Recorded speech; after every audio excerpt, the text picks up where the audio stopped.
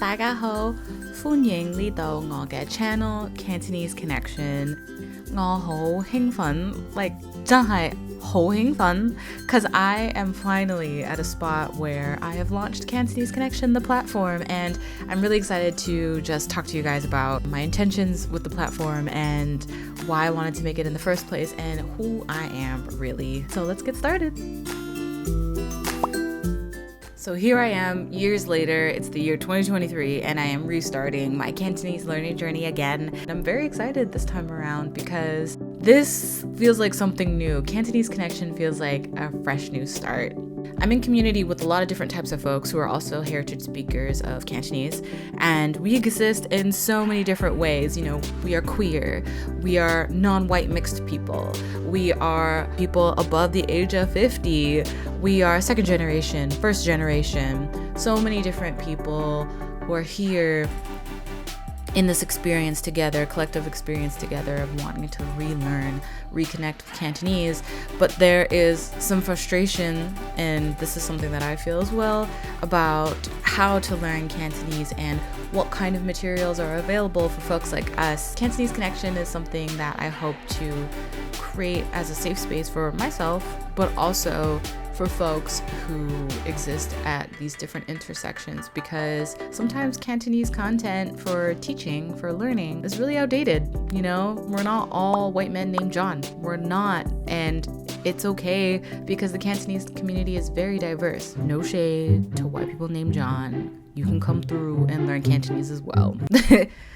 So, on this platform, I hope to have conversations about the different things that happen in our culture. This includes talking about anti-Black racism. This includes talking about colorism and classism. This includes, you know, queer folks. This includes queer language. I really want to make sure that I include as many folks as possible, and it's a challenge, and I won't be doing it alone. You know, I've had an overwhelming positive response from folks that were telling me that they really appreciate that Cantonese Connection exists, and I'm so happy about that. Like, I'm truly so happy about it. I hope Cantonese Connection can be a tool for you to give you resources that you maybe wouldn't have come across before. I also hope that you gain confidence to try to speak Guangdonghua, because I know that as a Black person existing in Cantonese communities, I often get a lot of, "Why are you here?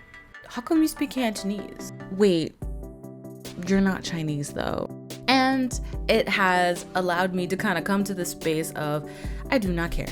I will speak my truth. I am going to speak Cantonese, and I am going to sound weird, and I'm going to sound awkward, and that is okay, because how else are you going to become fluent or to become more proficient in speaking Cantonese without making mistakes, right?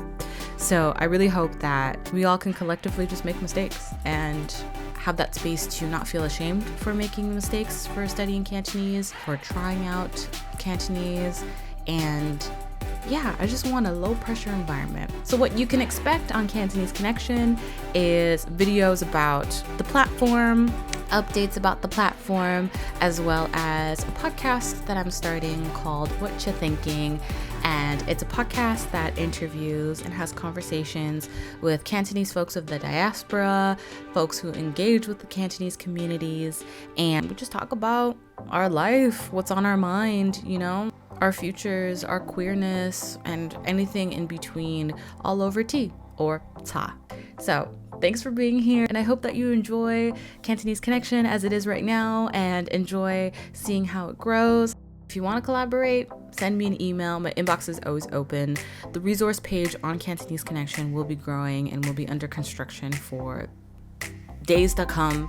You know, this is just me behind the scenes doing it all, so it is going to take a little bit of time, but that's okay. You know, I don't think Cantonese is going anywhere, and I think also the idea of rushing to fluency, rushing to master Cantonese, it's not something that I am participating in. I'm going to take my time, and my personal goal is to be fluent in 5 years.